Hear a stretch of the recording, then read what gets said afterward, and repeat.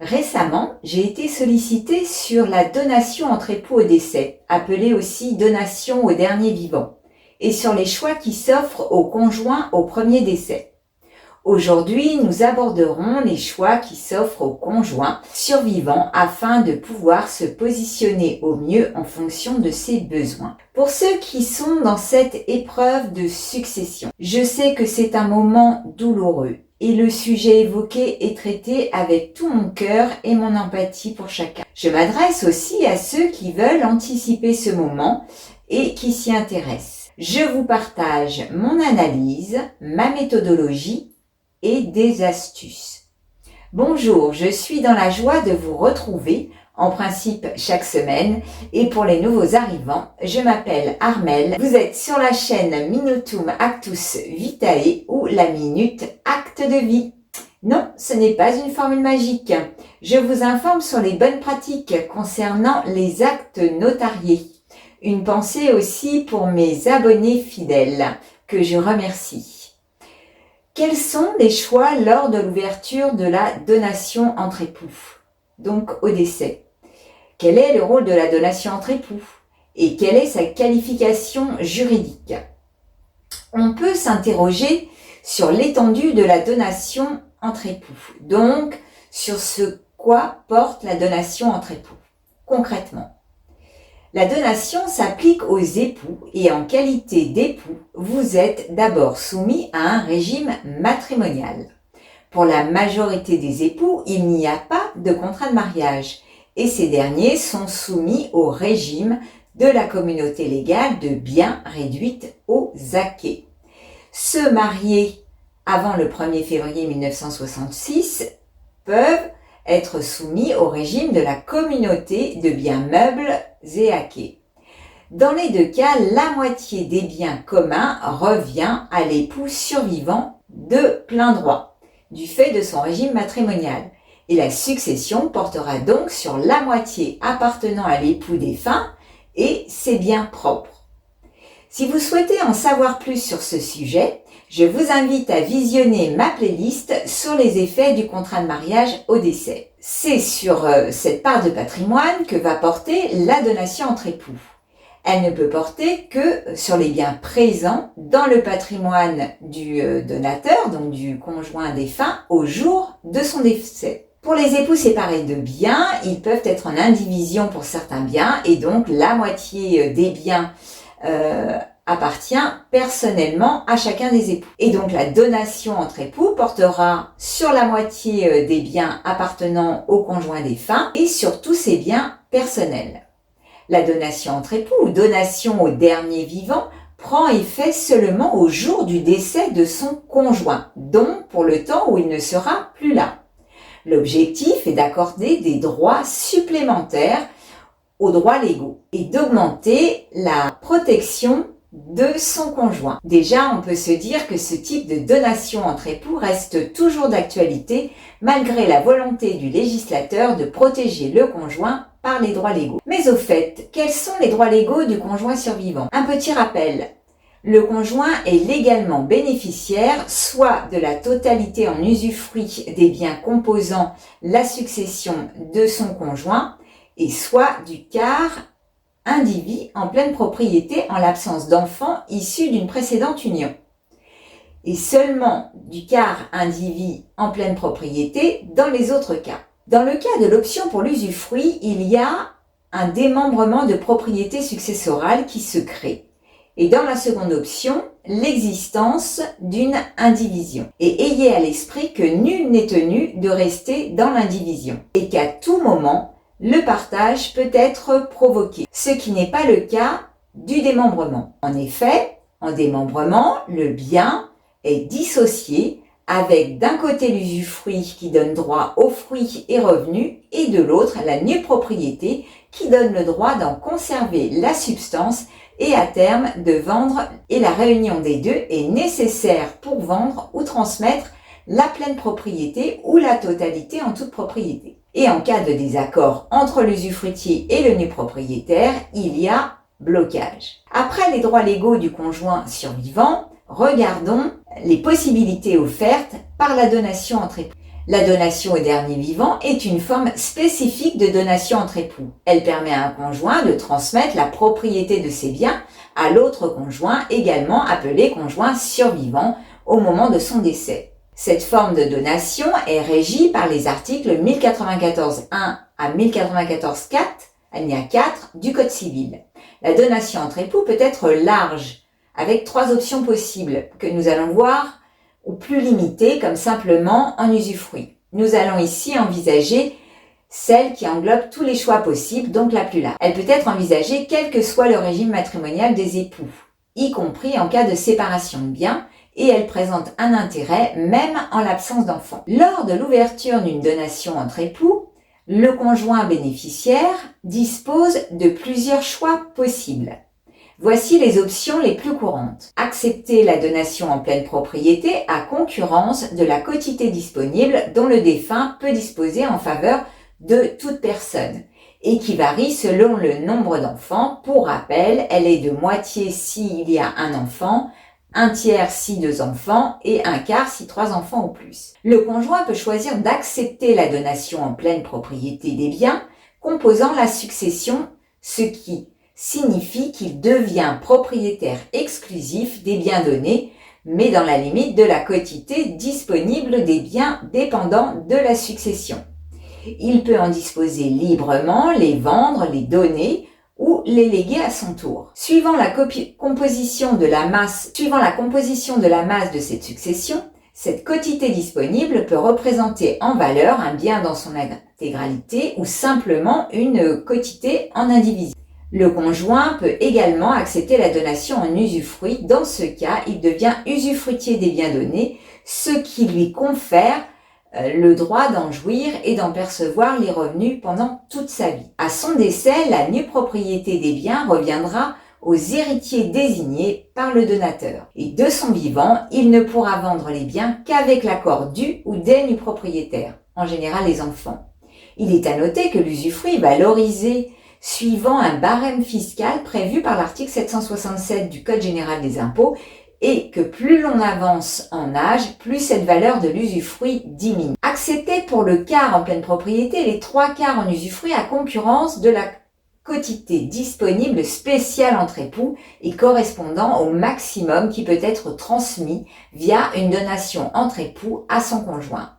Cette option risque de faire l'objet de réductions en présence d'enfants issus d'unions précédentes, car dans ce cas, la loi prévoit que le conjoint reçoit au maximum la quotité disponible spéciale ordinaire, que l'on a évoquée précédemment. Il peut décider de refuser la donation. Le conjoint a également la possibilité de refuser la donation entre époux. Dans ce cas, les biens seront répartis selon les règles de la succession légale, donc suivant les droits légaux du conjoint survivant, énoncés au début en tenant compte des autres héritiers et des éventuelles autres dispositions testamentaires. Il peut limiter l'effet de la donation entre époux. Le conjoint a une dernière possibilité qui lui est offerte, qui est de cantonner son émolument et donc de limiter sa donation et de choisir de ne recevoir qu'une partie des biens pour avantager ses enfants, par exemple recevoir que 80% de l'usufruit au lieu de 100% en usufruit. Ce cantonnement n'est pas taxé. Autrement dit, les biens qui reviennent aux enfants grâce au cantonnement sont taxés comme s'ils leur avaient été directement transmis du défunt. La part des biens transmis reste soumise aux droits de succession comme les autres biens reçus. Il est important de rappeler que le conjoint bénéficiaire dispose comme tout héritier d'un délai de réflexion de 4 mois à compter de l'ouverture de la succession pour prendre sa décision. Pendant ce délai, le conjoint peut consulter le professionnel et étudier les implications juridiques et fiscales de chaque choix. Il est recommandé de consulter pour obtenir des conseils personnalisés en fonction de votre situation spécifique. Le professionnel notaire doit pouvoir vous guider dans le processus de prise de décision et vous aider à choisir l'option la plus appropriée en fonction de vos besoins et de vos objectifs patrimoniaux. Vous pouvez même demander des simulations du point de vue fiscal en sachant que ce n'est pas le seul point à regarder car l'option quand elle est prise, elle est définitive et elle est prise pour le restant de sa vie. Avant que je n'oublie, et que vous aussi, gardez la souveraineté et la maîtrise de vos actes en vous abonnant. Cliquez sur la clochette de notification afin d'être informé de la publication de chacune de mes vidéos. Analysons maintenant les éléments clés de la donation au dernier vivant. Les caractéristiques. La donation au dernier vivant est une donation entre époux qui prend effet au décès du donateur. Elle peut porter sur l'ensemble des biens du donateur ou sur une partie spécifique de son patrimoine. La donation prend effet au décès du donateur. À ce titre, elle s'analyse comme une disposition à cause de mort puisqu'elle ne prendra effet qu'au décès. Et elle s'analyse plus exactement comme un legs à titre universel. Les effets. Lorsque la donation au dernier vivant est acceptée par le conjoint survivant, celui-ci devient propriétaire de la portion des biens donnés si la donation a été stipulée seulement en usufruit ou de la totalité des biens donnés. Il en dispose librement et il peut les transmettre à son décès selon ses propres volontés. La réserve héréditaire, la donation au dernier vivant, ne peut pas porter atteinte aux droits des héritiers réservataires, c'est-à-dire aux parts minimales de l'héritage auxquelles ils ont droit. Les héritiers réservataires, tels que les enfants, conservent leurs droits sur la réserve héréditaire qui est protégée par la loi. Au plus, la donation entre époux pourra s'exercer en usufruit sur cette réserve. Les limitations. La donation au dernier vivant peut être soumise à certaines limitations légales. Par exemple, si le donateur laisse des enfants issus d'une précédente union, la loi prévoit que le conjoint survivant ne peut pas recevoir plus que la quotité disponible, qui est la part des biens dont le donateur peut disposer librement. Les formalités. Pour être valable, la donation au dernier vivant doit être faite par acte notarié. Elle doit être enregistrée dans les 3 mois suite au décès. Elle est mentionnée dans l'acte de notoriété établi par le notaire lors de l'ouverture de la succession et l'option qui sera prise par le conjoint survivant sera constatée au terme d'un acte d'option du conjoint. La révocation. Le donateur peut révoquer la donation au vivant à tout moment de son vivant, à moins qu'elle soit constatée par contrat de mariage. Dans ce cas-là, elle est irrévocable. La donation entre époux est révocable automatiquement en cas de divorce ou de séparation de corps ou révocable par la volonté expresse des époux. Lorsqu'il s'agit de prévoir une donation entre époux au décès, il est essentiel de prendre des décisions éclairées pour protéger votre patrimoine et assurer la transmission de vos biens conformément à vos souhaits. Voici quelques choix importants à considérer. Consulter un professionnel notaire. Il est fortement recommandé de consulter un professionnel notaire pour vous guider dans le processus de donation entre époux. Celui-ci pourra vous expliquer les différentes options qui s'offrent à vous et vous aider à prendre les décisions les plus appropriées en fonction de votre situation personnelle. Choisissez le type de donation. Il existe différents types de donations entre époux. La donation de biens de son vivant, la donation partage avec les enfants ou la donation entre époux avec réserve d'usufruit. Chaque type de donation a ses propres implications juridiques et fiscales. Il y a des avantages et les inconvénients de chaque option afin de vous aider à faire le choix le plus adapté à vos besoins. Déterminez l'étendue de la donation. Vous devrez décider quel bien vous souhaitez inclure dans la donation entre époux. Vous pouvez choisir de faire une donation de l'ensemble de vos biens ou seulement d'une partie spécifique ou de limiter les choix à l'usufruit. Il est important de prendre en compte les biens qui sont soumis à des règles spécifiques, telles que les biens indivis ou les biens soumis à un régime matrimonial particulier. Et votre situation maritale, s'il y a la présence d'enfants issus ou non d'une première union. Prévoyez les conditions de la donation. Vous pouvez également prévoir des conditions spécifiques pour la donation entre époux. Par exemple, vous pouvez stipuler que certains biens seront exclus de la donation ou que la donation sera stipulée en usufruit. Il est important d'exprimer clairement vos intentions dans les termes de la donation afin d'éviter toute confusion ou contestation ultérieure. Considérez les droits des héritiers réservataires. Lorsque vous faites une donation entre époux, il est important de prendre en compte les droits des héritiers réservataires tels que les enfants.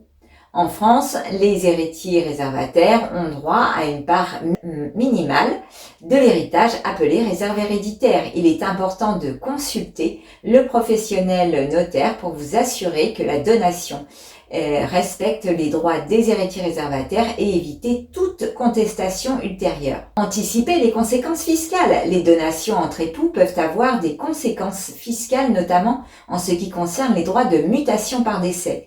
Le conjoint fait actuellement l'objet d'une exonération des droits de mutation, mais il n'en demeure pas moins que suivant l'option qui sera prise, cela aura un impact, le cas échéant, sur les droits de succession des enfants s'ils sont assujettis. Il est important de prendre en compte ces aspects fiscaux lors de la planification de la donation. Pour une donation entre époux au décès, il est essentiel de consulter le professionnel notaire comme nous l'avons vu, de choisir le type de donation approprié, de déterminer l'étendue de la donation, de prévoir les conditions spécifiques, de prendre en compte les droits des héritiers réservataires et d'anticiper les conséquences fiscales. Si vous avez une question particulière, je me propose d'y répondre soit en commentaire, soit grâce au lien que vous trouverez en description. Merci de m'avoir suivi. J'espère que cette vidéo vous aura apporté de nouvelles réponses. Merci de liker avec le pouce. Je vous mets d'autres vidéos en lien avec celle-ci.